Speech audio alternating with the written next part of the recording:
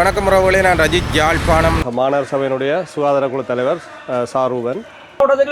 வாக்கெடுப்பு கிறிஸ்டியன் கூட இருக்கு. நாங்கள் தான் பார்த்தா இருக்கோம். சைவக்காரர் ரெண்டாவது, மூணாவது முஸ்லீம்கள்.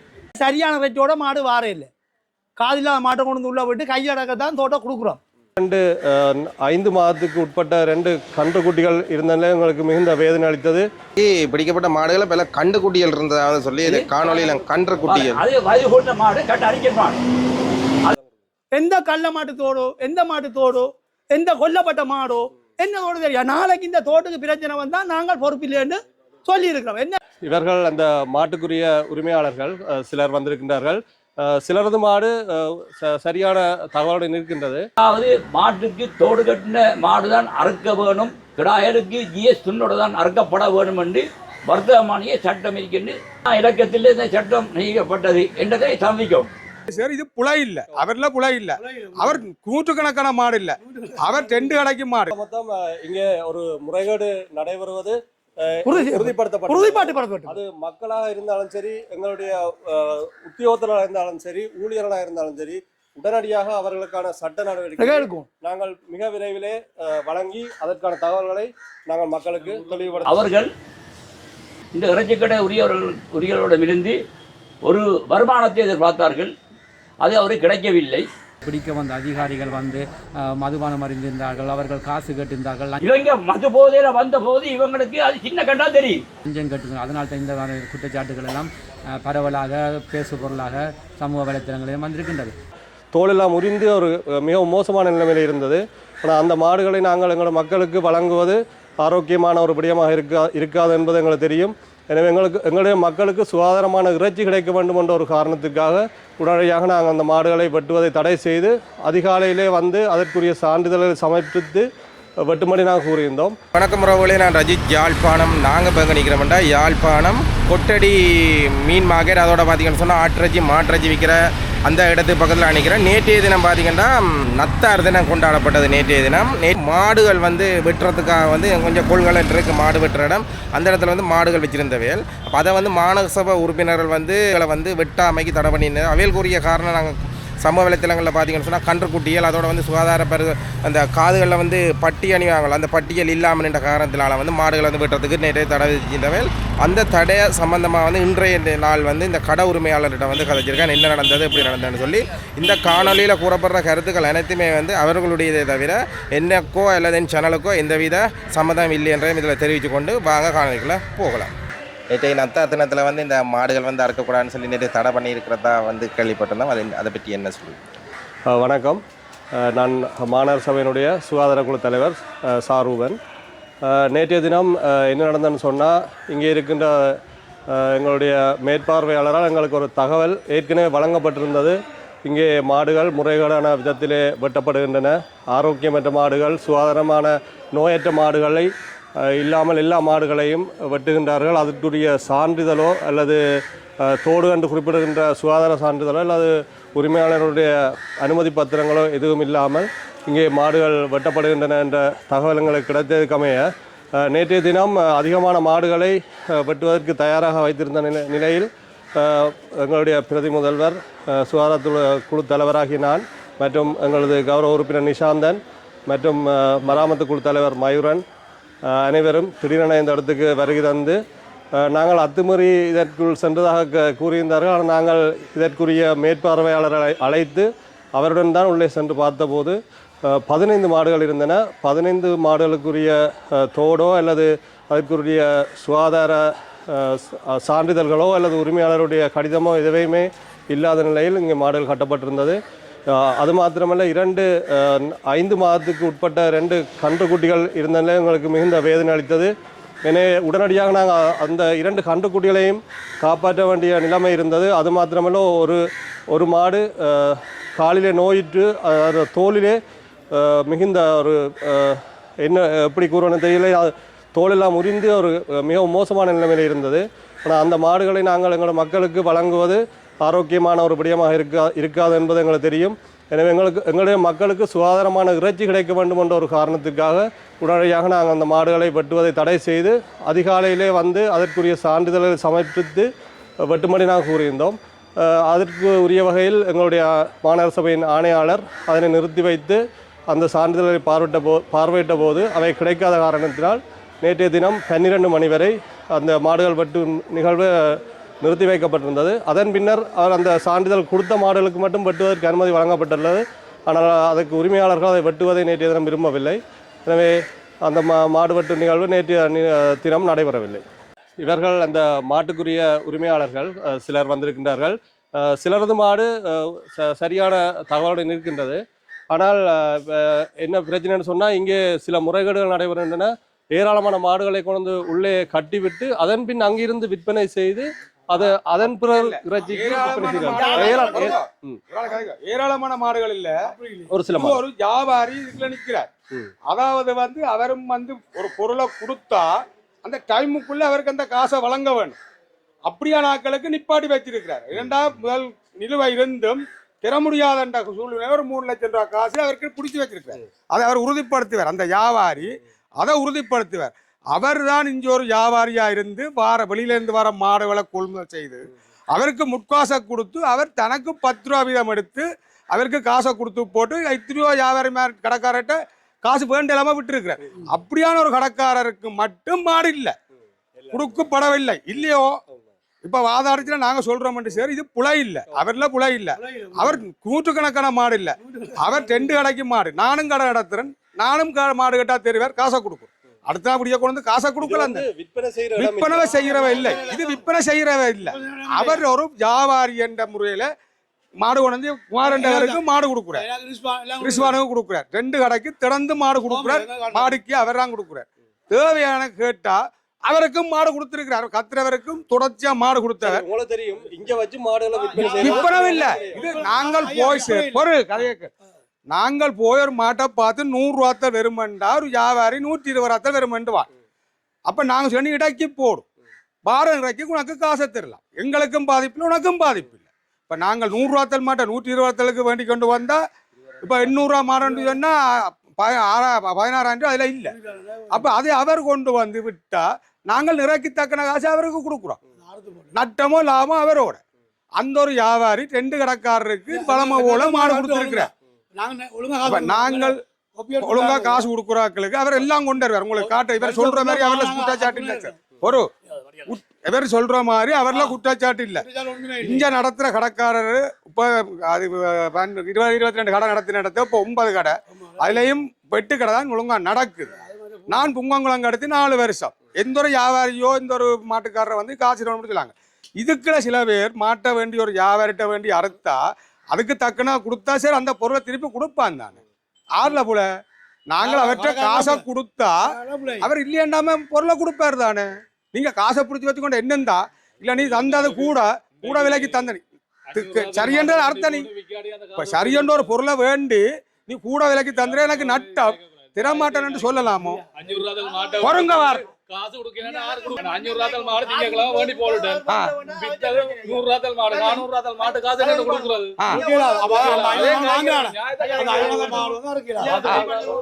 சரியான ரேட்டோட மாடு வார இல்லை. காதில்லாத மாட்டை கொண்டு உள்ள விட்டு கையடக்கத்தான் தோட்டம் கொடுக்குறோம். தெரியும் கதையா நிப்ப நீ ஏன்டா முன்குற பாத்தீங்களா? விதுப்புறம் கூட காய்க்கலாமோ? உண்மையா காய்க்கிறாங்களே மழுக்கிறாங்க. சரியோ ஆனபடினால் ஒரு தோட்டுக்கு 1200 ரூபா வேண்டி கொண்டு கடைக்காரர்கிட்ட தோடு வித்து கொண்டு இருக்கிறார். இந்த இறைச்சி கடைக்காரன் இல்லாத தோடு இந்த கவர்மெண்ட் வேலை செய்யற மைனோட்டே வருது. சரி, நான் இந்த தோடு சட்ட நிர்வாகம் வந்த காலத்திலிருந்து ஒரு தோடு இன்னும் கொடுக்கப்படவில்லை. இவர்கிட்ட 1200 ரூபா கொடுத்து கொண்டிருக்கிறேன். சரியோ நான் இந்த சாதாரண ஒரு லேபரால் வேலை செய்ய கொண்டிருக்கிறேன். சாதாரண ஒரு லேபர் ஈரல் பார்க்கிறேன்னு சொன்னா அந்த அர்த்தம் என்ன? இங்க பிஹெச் இருக்கிறார், பிஹெச்ஐ மிஞ்சி ஈரலை பார்க்கிறார். இது அவருக்குரிய வேலை. மாநகர சபையில இந்த மாட்டுக்கு பதிய வேணும், காம்லறத பார்க்க வேணும், பெத்திரோ சூப்பரான பார்க்க வேணும். சரியா? இங்க காம்லற பார்க்கணும், நிலம் கொத்துப்படுது பார்க்க வேண்டிய வேலைக்குரிய விட்டர் லேபரை தான் வம்சனால விடப்பட்டது. அவர் இங்க பார்க்குற வேலை பிஹெச்சி வேலை. பதிகிறார், ஈரல் பார்க்கிறார். அவர் அப்ப சட்டம் அது அந்தந்த வேளாண்மைக்கு அந்தந்த வேலையை கொடுக்கணும். ஒரு சாதாரணமான லேபருக்கு ஈரல் பார்த்தா என்ன விளங்கும்? இதுல ஒரு கட்டி இருந்துட்டா, ஏதோ ஒரு காயம் இருந்துட்டா அதை கொண்டு சனத்துக்கு வித்துட்டா சனம் வந்து வேண்டி கொண்டு நாளைக்கு யாருக்கு பிஹெச்சை பார்த்து விட்டதுல இருந்து வந்து எனக்கு வந்து அந்த விளைவு யாருக்கு வரும்? பிஹெச்ஐக்கு தான் வரும். சாதாரணமான ஒரு ஆள் லேவர் பார்க்குறேன். நான் இந்த தோட்டு பிரச்சனை வந்த காலத்துல இருந்து இந்த மாநகர சபைக்கு ஒரு தோடு கொடுக்கவில்லை. இவர் எனக்கு 1100 ரூபா வேண்டி கொண்டு தோடு தாரேன். நான் இன்னும் 4 தோடு கொடுக்க வேணும். காசு கொடுக்க தவறுன பட்சம் இந்த பிரச்சனை வந்த பட்சத்தின் மத்தியில் அவர் என்ன 4 தோட்டையும் தர சொல்றாரு. ஆனா நான் என்ன சொல்றேன், என்னோட தோடு இல்லை 4 தோடும். நான் உனக்கு தந்த மாதிரி காசான்னு சொல்ல காசு தர வேண்டாம், தோட்டத்தா. இந்த கடை தோடு தந்த பிரச்சனையிலிருந்து நான் இன்று வரையும் ஒரு தோடு கொடுக்கப்படவில்லை. என்ன தோடு? எந்த கள்ள மாட்டு தோடு, எந்த மாட்டு தோடு, எந்த கொல்லப்பட்ட மாடோ என்ன தோடு தெரியும். நாளைக்கு இந்த தோட்டுக்கு பிரச்சனை வந்தா நாங்கள் பொறுப்பில்லைன்னு சொல்லி இருக்கிறோம். என்ன பிரச்சனை நீ பார்த்துக்கொள்ளணும். சரியா? இங்க இருக்க நடக்கிற பிரச்சனை இதான். ஒரு வியாபாரி அவர் வந்து மாட்டை இறக்கி 15 மாட்டை இறக்குறாரு. 17ஆம் தேதி மாடு இறக்கப்பட்டா 27ஆம் தேதி 28ஆம் தேதி வரை நிக்கப்படுது. சரியா? 27 28 நிக்கப்படுது. வாரம் மாடுகளை மேல் மிச்சம் விட்டு இங்க அறுக்கப்படுது. எத்தனை நாள் அந்த மாடுகள் எல்லாம் நிக்கப்படுது? சரி, ஒரு 24 மணித்தியால மாட்டா ஒரு மாடு சரியோ 15 மாடு இறக்கப்படுது, 14 மாடு இறக்கப்படுது. இறக்கினா இந்த மாடுகள் இங்க நிக்கப்படுது. நீ வெண்டிங்கில வச்சு நீ வியாபாரியிட்ட காசு வேண்டாம் வேண்டாம் எங்களுக்கு தேவைப்படாது. இங்க வச்சு அங்க வர மாட்டு இதே வச்சு துண்டு போடலாது. இதுக்கு வச்சு 10 ரூபாய் 20 ரூபா கொம்சன் எடுக்கிறார். அது இறைச்சி கடைக்காரனுக்கு நேரடியாக வர வேண்டிய மாட்டேன். நீ ஏன் வேண்டாய்? உனக்கு அந்த அதிகாரம் யார்கிட்ட இருக்கு? ஆக மொத்தம் இங்க ஒரு முறைகேடு நடைபெறுவது உறுதிப்பாட்டு அது மக்களாக இருந்தாலும் சரி, எங்களுடைய உத்தியோகத்தராக இருந்தாலும் சரி, ஊழியர்களாக இருந்தாலும் சரி, உடனடியாக அவர்களுக்கான சட்ட நடவடிக்கை நாங்கள் மிக விரைவிலே வழங்கி அதற்கான தகவல்களை நாங்கள் மக்களுக்கு தெளிவுபடுத்துவதாக நான் உறுதி செய்வேன். நன்றி. வணக்கம் நானா. நேற்றைக்கு என்ன நடந்தது? நேற்றைக்கு கிறிஸ்மஸ் தினத்தன்று 25/12/24 25ஆம் தேதி யாழ் மாநகர சபையின் தன்னிச்சை ராஜ்யகம் என்ற அடிப்படையில் மாநகர சபையின் அதிகாரிகள் எந்த தவறும் செய்ய இல்லை. மாநகர சபையின் உறுப்பினர்கள் 4 பேர், அதாவது பிரதி மேயர் உட்பட 3 உறுப்பினர்கள் 24ஆம் தேதி இரவு 10 மணிக்கு மது போதையில் வந்து மாடுகள் தோடு இல்லாமல் கட்டப்பட்டிருக்கிறது, இது அறுக்க முடியாது என்று மாடு அடைக்கப்பட்ட அறையை சீல் பண்ணி சென்றார்கள். இது விடயமாக சுப்பேசர் உட்பட இந்த விடயமாக 25/12/24 தேதி வலம்புரி பேப்பரிலும் விளம்பரத்தில் வந்தது. அதாவது சட்டத்தை மீறிய மாடு கட்டப்பட்டபடினால தங்களால் இந்த பாடல் கைப்பற்றப்பட்டதாகவும் உரியவருக்குரிய சட்ட நடவடிக்கை எடுப்போம். இந்த பிரச்சனை யாருக்கும் எங்களுக்கு அறிவித்தல் தரவில்லை, எங்களுக்கு தெரிய மாட்டேது.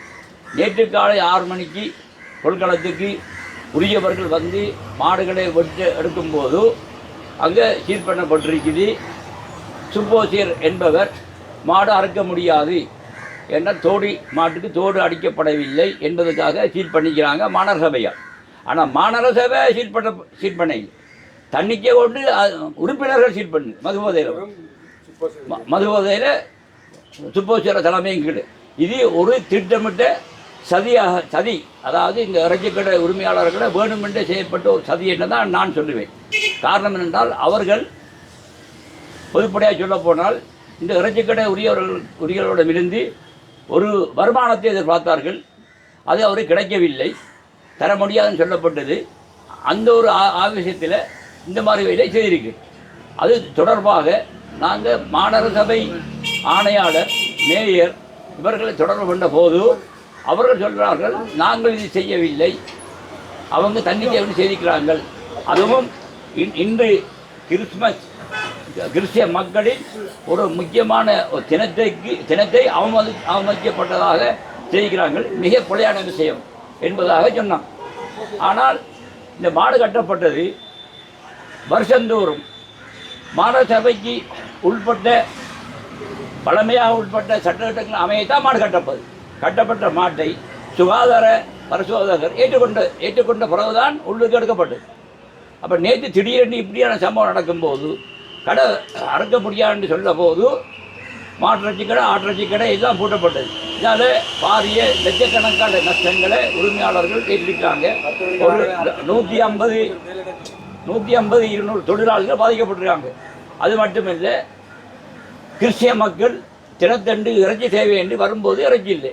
எல்லாரும் ஆக்ரோஷத்தோடு எங்களை ஏசிட்டு இன்றைக்கு இப்படியா செய்வது என்று பேசிட்டு, அதாவது பண்டத்தரிப்பு, சங்கான, சுண்ணாம்பு இறைச்சி எடுத்துன்னு போனாங்க. அந்த அளவுக்கு எங்களுடைய வியாபாரத்தை சீரடி போட்டாங்க. திருப்பி ஆணையாளர் வந்து சரி நீங்கள் அறுக்கலாம், இந்த புட்டப்பாட்டை அறுங்கன்னு சொல்லி சொன்னபோது 1 மணிக்கு சொன்னபோது 10 மணிக்கு சொன்னபோது அவர் துப்போசியர் எனக்கு மாநகரிலிருந்து அனுமதி வழங்கப்படவில்லை, நான் விட மாட்டேன் என்று சொன்னபோது ஆணையாளர் அந்த இடத்துக்கு பிஎன் செய்தார். செய்யும்போது 1 மணி அளவில் மாடுகள் அறுங்கன்னு சொல்லும்போது 1 மணிக்கு மாட்டை அறுத்த ஒன்றும் செய்ய முடியாது என்ற அடிப்படையில் மாடு அறுக்கப்படுகிறது, ஆடு அறுக்கப்படுகிறது. இந்த வகையில் பாதிய நட்சத்திற்கும் சரியா கடைக்காரங்கள் உரிமையாளர்கள் ஆளாக்கப்பட்டாங்க. அடுத்தது என்னுடைய சொந்த கேள்வி, அதாவது மாட்டுக்கு தோடு கட்டின மாடு தான் அறுக்க வேணும், கிடாயருக்கு ஜிஎஸ் துண்ணோடு தான் அறுக்கப்பட வேணும் என்று வர்த்தமானிய சட்டம் இருக்கின்று சொல்லப்படுது. அப்படியான சட்டம் இருந்தால் எங்கள் முன்னிலையில் இந்த சட்டம் எத்தனாம் ஆண்டு இணைக்கப்பட்டது, எத்தனாம் இலக்கத்தில் இந்த சட்டம் நீக்கப்பட்டது என்றதை சந்திக்கும். அதை சொல்ல மாட்டேங்கிறான். அடுத்தது இலங்கையில் 9 மாகாணம் 25 மாவட்டம். அந்த ஒரு அடிப்படையில் மாநகர சபைங்கிறது வடமாகாணத்தில் 2, வவுனியா, யாழ்ப்பாணம். அங்கால மத்திய புற இடங்களில் புத்தளம், மட்டக்களப்பு, கல்முனை, சிலாபம், நீர்கொழும்பு இப்படியான பிரதமப்பட்ட மாநகர சபை இருக்குது. அப்போ வர்த்தமானிய சட்டம் யாழ் மாநகரை மட்டும்தானே அனுப்பப்பட்டது, அவங்களுக்கெல்லாம் இல்லையா என்றதான் என்னுடைய கேள்வி. அப்படி உண்மையிலே ஒரு சட்டம் இருக்குமா இருந்தால் நீங்கள் எங்களுக்கு காட்டுங்க. இதனால் சட்டத்தில் இருக்குது. ஆனால் ஆட்டுக்கு தோட்டடிக்கணும், மாட்டுக்கு தோட்ட சட்டம் இருந்தால் நாங்கள் ஏற்றுக்கொள்கிறோம். அதை என்னதுக்காண்டா ஒரு தனிப்பட்ட நபர் தன்னோட உடைமைகளை பாதுகாக்கவும் களவு போனாமல் இருக்கவும் தான் தோட்டம் அடிக்கிறது. அதுக்கும் சுகாதார சம்பந்தம் இல்லை. அடுத்தது கொள்கடத்தில் டிப்போக்கில் ஒரு கள்ள ஆடோ கள்ள மாடோ ஒரு கடை உரிமையாளராக கட்டப்பட்டால் அந்த ஆட்டு உரிமைக்காரன் வந்து இந்த ஆடு காணாப்படும் தான் நிற்கிறேன்னு சொன்னால் அது போலீஸார் முடிக்கிறது.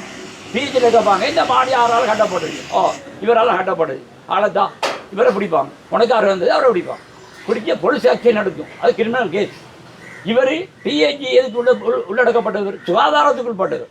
அப்போ தோடடிக்கிற மாட்டுக்கும் சுகாதாரத்துக்கும் சம்பந்தம் இல்லை, நோய் இருக்கா இல்லையாண்டு சம்பந்தம் இல்லை, அது போலீஸ் பார்க்கவே இல்லை. அப்போ இவரால் ஒரு கள்ள மாடு கொண்டு வந்து கட்டினவனை பிடிக்க முடியுமா, வழக்கு போட முடியுமா, அரெஸ்ட் பண்ண முடியுமா, துணையில் விட முடியுமா? அது போலீஸ் தான் அந்த பவர். நீதிமன்றம் போலீஸ் அது அது கிரிமினல் கேஸ். சரி இவர் செய்கிறது சுகாதார பிரச்சனை. அப்புறம் போலீஸோட வேலைக்கு இவரை வரக்கூடாது, இவரோட வேலைக்கு இவங்களோட வேலைக்கு போலீஸ் வரக்கூடாது. இப்போ இறக்கி இப்போ சட்டத்துக்கு வெட்டப்பட்டு இறக்கி பிடிபட்டால் போலீஸார் பிடிபட்டோட என்ன செய்கிறாங்க, முதலாவது பிஹெச்ஐட்ட கொண்டு வந்து ஹேண்டா பண்ணுறாங்க. இது சரியா பிழையா? அவங்க இது எங்களுடைய சீல் இல்லாத இறக்கி அறிக்கை அப்படின்னால இது சுகாதாரத்துக்கு போதிக்க முடியாது சொல்கிறாங்க. அதே மாதிரி ஒரு கள்ள ஆடு மாடு கட்டப்பட்டால் அது பிடிக்கப்பட்டால் பிஏஜி பொலிசுக்கு ஒப்படைக்க வேண்டிய கடமை அவர்கள். அவர் என்ன எடுக்கல, அதுக்கு தான் தோடு சுண்டோட ஆடு மாடுகள் அறக்கப்படுறது. இதை வச்சு அமல்படுத்த முடியாது. ஆனால் அடுத்தது இந்த டெண்டர் விஷயத்தை கூட இந்த வருஷம் ஒரு கடையை 5 லட்சம் ரூபாய்க்கு அவங்க மாநசபையால் கோட் பண்ணியிருந்தால், இன்னொரு நபர் அந்த வருஷத்தில் 20 லட்சம் ரூபாய்க்கு எடுத்திருந்தால், அடுத்த வருஷம் அவங்க என்ன செய்கிறாங்கன்னு சொன்னால் அந்த 5 லட்சத்தை விட்டு போட்டு அந்த 20 லட்சம் போடுறாங்க. அப்படி போடலாம், சைக்கிள் சட்டம் அப்படி இல்லை, சைக்கிள் ஓடுறதும் இல்லை. 5 லட்சம் போட்டால் 20 லட்சம் எடுத்தால் அதை விட்டு போட்டு அடுத்த வருஷம் போடுறது 5 லட்சத்துக்கு 10 வட்டி போட்டு தான் போடும். அதுலேயே அடாது செய்கிறாங்க. அடுத்தது டெண்டர் சர்க்குலர் ஓடுறபடி 3 கேள்விக்கு இடம் இருக்கு. 1ஆம் கேள்வி, 2ஆம் கேள்வி, 3ஆம் கேள்வி. 1ஆம் கேள்வி எடுக்க தவறினால் 2ஆம் கேள்வி கொடுக்கும், 2ஆம் கேள்வி எடுத்தனா 3ஆம் கேள்வி கொடுக்கும், 3ஆம் கேள்வி எடுத்தனா மில் கட்டிப்படும். இவங்க அப்படி இல்லை. 1ஆம் கேள்வி கட்டாம விட்டால் 2ஆம் கேள்வி கேட்பாங்க, நீ இந்த காசை கட்டுறியா இந்த தொகையை, அவன் மாதிரி தான் 3ஆம் கேள்வி கேட்குறாங்க. அதுவும் அராஜ்யமான வேலை. அப்படியான இது இந்த வடமாநிலத்தில் 9 மாவட்டம் இருக்கு. முல்லைத்தீவு, மன்னார், வவுனியா, கிருஷ்ணகிரி, யாழ்ப்பாணம். ஏனைய மாவட்டத்தில் இல்லை இப்படி சட்டங்கள். இந்த யாழ்ப்பாண பிரதேசத்துக்குள்ள அன்பித்த பிரதேச சபை, நகர சபை, சங்கான, சுன்னாகம், புத்தூர், பட்டத்திருப்பி இப்படியான கொள்கலத்தில் இப்படி சட்டம் இல்லை. இவங்க தனிப்பட்ட சட்டத்தை இவங்களுக்கு யார் உருவாகி கொடுத்தது? நாங்கள் இது தொடர்பான வழக்கு தாக்கல் செய்கிறோம், கோர்ட்டுக்கு சமர்ப்பிக்கிறோம். மற்றது வந்து நேற்றைக்கு பிடிக்கப்பட்ட மாடுகளை பல கண்டு குட்டிகள் இருந்ததாக சொல்லி காணொலியில் கன்று குட்டிகள். அது வயது கூட்ட மாடு, கட்ட அடிக்கிற மாடு. அதுக்கு வயதை கணிக்கிறது வைத்திய பிறகு அதிகாரி. அது பிஹெச்சும் பார்க்க இயலாது, மிம்பரும் பார்க்க இயலாது. அதை நேற்று அவன் செய்த அடாச்சிரமான வேலை. ஒரு இடத்தை சீல் பண்ணுறேன்டா, கோர்ட்ஸ் ஆர்டர் தான் சீல் பண்ணுவோம், நீதிமன்றம் அனுமதி இல்லாமல் சீல் பண்ணிக்கலாம். அந்த ஆர்டர் யார் கொடுத்து? மேயர் கொடுத்தாரா, அப்படியே கமிஷனர் கொடுத்தாரா, நீதிமன்றம் ஆர்டர் எடுத்தாங்களா? நேற்று கண்டு குட்டிகள் இல்லைன்னு சொல்றீங்க. 2 சின்ன கண்டு நிற்கிது, வயது கொண்ட கண்டு, வயது கொண்டு அது அறிக்கையும் கண்டு. இப்போ ஆக்களில் கட்டாயிங்கப்பா, ஆக்களில் உயர்ந்தாக்கள் கட்டாக்கள் இல்லையா? உயர்ந்தாக்களுக்கு எத்தனை வயது? 8 வயது. கட்டாக்களுக்கு எத்தனை வயது? 11 வயது. இந்த ஒரு அடிப்படையில் பாருங்க. அப்போ ஒரே செச்சில் மனுஷங்க இருக்கிறாங்களா? அதே மாதிரி கட்ட மாடு இருக்கோ இந்த மாடு இருக்கு. சரியா? இவங்க மது போதையில் வந்த போது இவங்களுக்கு அது சின்ன கண்டா தெரியும். இவங்க எல்லாருக்கும் புல் மது போதை இறந்து பொறி எல்லாருக்கும். சரியா? அப்போ எங்களுக்கு முன்னே எங்களை கூப்பிட்டுருக்கோம், வந்து சீல் பண்ணும்போது கூப்பிட்டுருக்கோம், மாடாடு சொல்லியிருக்கோம். எங்களுக்கு அறிவிக்கிறது எதுக்கு? அதிகாரம் தான் தெரியும் எங்களுக்கு 6 மணி எப்படி பிரச்சனை. இந்த ஒரு அடிப்படையில் எங்களுக்கு ஏற்பட்ட நஷ்டத்தை சரியா மாநகர பெற்றுத்தரணும். சரியா? லட்சக்கணக்கான நஷ்டப்பட்டிருக்கு. இது விடயமாக நாங்கள் பொலிசில் 16 கணக்காரரும் 16 வழக்கு தாக்கல் செய்கிறதுக்கு புறப்பாடு செய்திருக்கிறோம். இதுக்குரிய நஷ்டம் கோருவோம். சரியா? மாநகர சபை முதல்வருக்கும் நாங்கள் நஷ்டம் கேட்டு கொடுத்திருக்கிறோம். இந்த சட்டம் நிரந்தரமாக இருக்கக்கூடாது. சரியா? தவிர்க்கப்படணும். நிரந்தரமாக வளமை என்னென்ன மாதிரி இருக்கிறதோ அந்த ஒரு அடிப்படையில் இதை செய்யணும். அடுத்த ஒரு முக்கியமான பிரச்சனை, 1 வருஷம் 12 மாதம் அந்த இதை தான் டெண்டர் போடுறாங்க. இந்த 12 மாதத்தையும் 52 வெள்ளிக்கிழமை வருது. இவங்களை சட்டக்கடை போட்டணும். அப்போ 12 மாதம் 2 மாதம் அந்த வெள்ளிக்கிழமை கடையுது. அது காசு எடுக்கிறாங்க, கடை கூட்டணும். இந்த சட்டமும் இங்கே மட்டும்தான் இருக்கு, ஏரிய பிரச்சனை இல்லை. அப்போ இவங்க செய்கிறது பொதுமக்களின் வாழ்வாதாரத்தை இல்லாமாக்கி அவங்க நசுக்கி நஷ்டப்படுத்துகிறாங்க. அவங்களோட வாடகை காசு வித்தியா காசு கட்டாட்டா அந்த 10ஆம் தேதி சாப்பிட்றனா திட்டம் 10 வீதம் அவங்களோட சரியாக செய்கிறாங்க. எந்த அடிப்படையில் மாநகர சபை நிர்வாகம் 100க்கு 100 சரி அராஜகமான வந்து போகுது.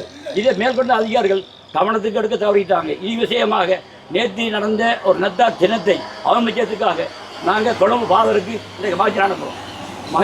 ஜனாதிபதி அனுராக்கு மாற்றி அனுப்புகிறோம், உள்ளூராட்சி அமைச்சருக்கு அனுப்புகிறோம், சட்ட மாதிரிக்கு அனுப்புகிறோம். எல்லாத்துக்கும் இன்றைக்கு மஜர் போகுது, போலீஸுக்கு இன்றைக்கு இந்தி தாக்கல் செய்யப்படுது என்பதை நான் என்னுடைய சந்தர்ப்பம். அடுத்தது நான் இன்றைக்கு இல்லை 60 வருஷம் இறைச்சி கடை ஆவார். நான் எத்தனை மேரை கண்டிருப்பேன், எத்தனை எம்மோஜை கண்டிருப்பேன், எத்தனை சட்டங்களுக்கு தடை கொடுத்திருப்பேன்.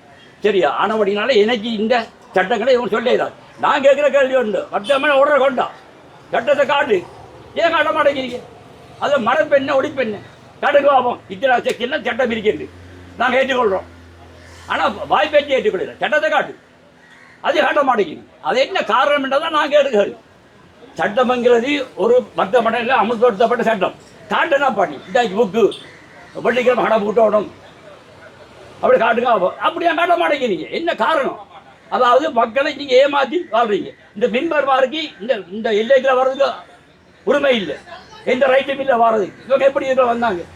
இப்போ நீங்கள் இப்போ கேட்டதில் ஒரு கேள்வி எனக்கு மறு இது இருக்கிறபடியால், இப்போ போயா பருவமண்டா கடை பூட்டுறமண்ட மாதிரிக்கு சைவர்கள் அதிகம் இருக்கிற இடத்துல வந்து வெள்ளிக்கிழமை கடையை போட்டுருவாங்க. சைவம் மட்டும்தான் சட்டம் இருக்கு, அப்படியே ஒரு பிரச்சனை இல்லை. 4 மாதத்துக்கும் உரிமை இருக்கு இந்த நாட்டில். 4 மாதத்தவருக்கும் கதைக்கு உரிமை இருக்கு, 4 மாதத்தவருக்கும் பேச உரிமை இருக்கு, 4 மாதத்தவருக்கும் தினங்கள் இருக்கு. சொல்கிற வழங்குதான். அப்போ யாழ்ப்பாணம் மாவட்டத்தில் சைவ மக்கள் தான் கூட இருக்கிறான்னு நாங்கள் சொல்லிடலாம். கிறிஸ்டியன் தான் கூட இருக்காங்க. ஆனால் பார்த்தா சைவம் யாழ் மாவட்டத்துக்குள்ள கொப்பீடு அங்கே கொடுங்க. யாழ் மாவட்டத்துக்குள்ள வாக்கெடுப்பு ஆகும்போது கிறிஸ்டியன் தான் கூட இருக்கு. நாங்கள் தான் பார்த்தா இருக்கோம். சைவக்காரர் 2வது, 3ஆம் முஸ்லீம்கள். அப்போ 3 மத 4 மதத்தினருக்கும் சகல உரிமை கொடுக்கப்படணும். சட்டம் எல்லாருக்கும் சமன், ஜனாதிபதி ஓடுறபடி. அப்போ அவங்க சைவக்காரருக்கு மட்டும்தான் வெள்ளிக்கிழமை விரதம் பண்ணால் எங்களை கழிக்கிறார். நாங்கள் கிறிஸ்டியாக்களும் முஸ்லிம்களும் சாப்பிட்றாங்க வெள்ளிக்கிழமை. இதை மறக்கிறதுக்கு யாராவது இது அடிப்படை உரிமை என்பதுதான் என்னுடைய கருத்து. சரியா? நன்றி. வணக்கம். வணக்கம். நேற்றைய தினம் இந்த மாடு வெட்டுறதை பற்றி ஒரு பிரச்சனை ஒன்று போணுச்சு. அது சம்மந்தமாக நீங்களும் அந்த இடத்துல நின்றீங்கன்னு நினைக்கிறேன். அதை பற்றி என்ன சொல்கிறீங்க? நேற்றைய முன்தினம் இரவு 10 மணி அளவில் எங்களுடைய சுகாதார குழு தலைவர், பிரதி முதல்வர், எங்களுடைய மராமத்து குழு தலைவர் மயூரன் அவர்கள் உட்பட நாங்கள் அனைவருமே ஒரு கூட்டம் ஒன்றில் இருந்த போது இந்த மாநகர சபையில் உள்ள எங்களுடைய பண்ணையில் அமைந்திருக்கின்ற மாடு வெட்டுகின்ற கொள்கலத்துக்கு பொறுப்பான சுகாதார மேற்பாளையாளர் தொலைபேசி நடைபெறுவதாக இவ்வாறான மாடுகள் கட்டப்பட்டிருக்கின்றன. நாளைய தினம் பிறநாளுக்கு ஆண்டி அந்த மாடுகளுக்கான தோடுகள் உரிய முறையில் குற்றப்படவில்லை என ஒரு குற்றச்சாட்டை முன்வைத்திருந்தார். அப்போ நாங்கள் உடனே அந்த இடத்துல நாங்கள் 4 பேருமே உடனடியாகவே இப்போதே வருகிறோம் என்று சொல்லி கௌரவ முதல்வர் அவர்களுக்கு தெரியப்படுத்திவிட்டு எங்களுடைய மாநகரத்தின் ஆணையாளருக்கும் தெரியப்படுத்திவிட்டு அந்த இடத்திலே நாங்கள் உடனடியாக 4 பேரும் வந்திருந்தோம். பார்த்தபோது எங்களுக்கு அதிர்ச்சியான சம்பவம் என்னென்றால், நாங்கள் எதிர்பார்த்து வந்தது 2-3 மாடுகள் தான் அவ்வாறு இருக்கும் என்று. ஆனால் அங்கே கட்டப்பட்டிருந்த 15 மாடுகளும் எந்த விதமான தோடுகளும் இல்லாமல் தான் இருந்தது. அதில் 2 சிறிய கண்டுக்குட்டி மாடுகள், 1 நோய்வாய்ப்பட்ட மாடுகள். ஆகவே இந்த சம்பவங்கள் தொடர்ச்சியாகவே மாநகர சபையிலே இடம்பெற்று கொண்டு தான் இருக்கின்றன. கடந்த காலங்களிலும் எங்களுடைய நிர்வாக தவறுகளும் இருக்கின்றது என்று சொன்னால், கடந்த காலங்களில் உரிய முறையிலே எங்களுடைய மாநகர சபையினுடைய நியதி சட்டங்கள் என்று சொல்லக்கூடிய அந்த சட்ட திட்டங்களை சரியான முறையில் அமல்படுத்தாமை தான் இதற்கான காரணங்கள். கடந்த காலங்களில் உள்ள மாநகர சபையினுடைய ஆட்சியாளர்கள் பல ஆட்சியாளர்கள் அரசியல்வாதிகள் ஆட்சிகள் மாறி வரும்போது இந்த சட்டங்களை அமல்படுத்தி இருந்தால் இன்று இந்த பிரச்சனை வந்திருக்காது. ஆகவே கடந்த காலங்களில் இவர்கள் இங்கே நடக்கிற நடைமுறைகளை விட்டுக் கொடுத்ததன் விளைவு தான் இன்றைக்கு நிற்கின்றது. ஆகவே இப்போ தற்போது அந்த சட்டங்களை நாங்கள் இறுக்கமாக கடைப்பிடிக்க வலிக்கிடும் போது அது முறுவலான நிலை இடம்பெறுகிறது. மற்றும்படி நேற்று நத்தார் தினம் என்பது எங்களுக்கு தெரியும். ஆனால் நத்தார் தினத்துக்கு தூய உணவை ஒரு இறைச்சியை கொடுக்கணும் என்றதான் எங்களுடைய நோக்கமும். அந்த மக்களிடமும் நாங்கள் என்ற மன்னிப்பு அவர்கள் அப்படி நினைத்திருந்தால் அதுக்கு நாங்கள் மனம் திறந்துகின்றோம். என்னென்னு சொன்னால், நத்தார் தினத்தில் நிச்சயமாக நாங்கள் தூய உணவு தூய இதத்தை நாம் கொடுக்க வேண்டும். அதற்காண்டி எந்த விதமான அனுமதியும் இல்லாமல் சட்டவிரோதமாக வெட்டப்படுகின்ற மாடுகளுக்கு நாங்கள் அனுமதிகள் எந்த காலத்திலையும் இந்த நிர்வாகத்திலே கொடுக்க முடியாது. எரிவரும் காலங்களில் தை மாதத்தில் இறுக்கமான நடைமுறையை பேணப்படும். அந்த விதிமுறைகள் எல்லாம் தற்போது வியாபாரம் செய்கின்ற வியாபாரிகளுக்கு நாங்கள் ஏற்கனவே அறிவித்து விட்டோம். எதிர்வரும் தை மாதம் முதல் இறுக்கமான நடைமுறையை பின்பற்றப்படும். யாழ் மாநகர சபையினால் எந்த விதமான ஒரு ஊழலும் அல்லாத ஒரு நியாயமான ஒரு நடைமுறை தான் பின்பற்றப்படும். அது மட்டுமல்லாமல் இவ்வளவு காலம் எங்களுடைய இந்த மிருக வைத்தியர் வெட்டினரி டாக்டர் இவ்வளவு காலம் மாநகர சபையிலே இல்லாமல் இருந்தது ஒரு காரணம். இன்று வரைக்கும் அந்த டாக்டர் இல்லை. ஆகவே எதிர்வரும் தை மாதம் முதல் அந்த மிருக வைத்திய அதிகாரிகளை நாங்கள் நியமிக்க இருக்கின்றோம். இனி கொண்டு வரப்படும் மாடுகள் அந்த எங்களுடைய டாக்டர் பார்த்து அது சரியான எந்த விதமான நோய்வாய் இல்லாத மாடு என்று உறுதிப்படுத்தப்பட்ட பின் மற்ற கொண்டு வரப்படும் மாடுகளும் காதிலே தோடு பட்டி அணிந்து உரிய அனுமதி பத்திரங்களுடன் வந்தால் மட்டும்தான் எங்களோட கொள்கலங்களுக்குள்ளேயே அந்த மாடை நாங்கள் அனுமதிக்கின்ற ஒரு நடைமுறையையும் இதற்கு பொறுப்பாக முக்கியமான PHA என்று சொல்ல சுகாதார வைத்திய அதிகாரிகளையும் நாங்கள் மேலும் இந்த சம்பவம் தொடர்புடைய ஏனைய அதிகாரிகள் நாங்கள் இடமாற்றம் செய்ய இருக்கின்றோம். அதை விட எங்களுக்கு மற்றும்படி எங்களுக்கும் முஸ்லீம் சகோதரர்களுக்கும் கிறிஸ்தவ சகோதரர்களுக்கும் எந்த விதமான வேறுபாடும் இல்லை. நான் நினைக்கின்றேன், நேற்றைய தினம் சில உறுப்பினர்கள் இந்த ஆதங்கத்திலே சில இஸ்லாமிய மாநகர உறுப்பினர்கள் நாங்கள் கிறிஸ்தவ மக்களுக்கு எதிராக சதி பண்ணி விட்டோம், முஸ்லீம் மக்கள் வியாபாரத்தை தடுத்து விட்டோம் என்றெல்லாம் குற்றச்சாட்டுகளை வைத்திருக்கின்றார்கள். இன்னும் சிலர் இப்போ இங்கே வேலை செய்கின்ற அதிகாரிகள் அல்லது பிடிக்க வந்த அதிகாரிகள் மதுபானம் அறிந்திருந்தார்கள், அவர்கள் காசு கேட்டிருந்தார்கள், லஞ்சம் கேட்டிருந்தார்கள். அதனால் தான் இந்த குற்றச்சாட்டுகள் எல்லாம் பரவலாக பேசு பொருளாக சமூக வலைத்தளங்களிலும் வந்திருக்கின்றது. ஆகவே இதற்கெல்லாம் இவ்வாறான சம்பவங்கள் இல்லை. ஆகவே இறுக்கமான ஒரு நடைமுறையை பின்பற்ற வலிக்கிடும் போது இவ்வாறான தகவல்களை கட்டாயமாக வெளியில் வரும். மற்றது இந்த உறுப்பினர்களுக்கு நாங்கள் சொல்ல வேண்டியது, நாங்கள் யாழ்ப்பாண மாநகரம் என்பது இங்கே கிறிஸ்தவ மக்கள், இஸ்லாமிய மக்கள், இந்து மக்கள் 3 பேரும் அமைதியாக வாழ்கின்றோம். எங்களுக்கு நிச்சயமாக இஸ்லாமிய மக்களுடைய பிரதான தொழிலாக இந்த யாழ்ப்பாணத்தில் 2 தொழில்கள் இருக்கின்றன.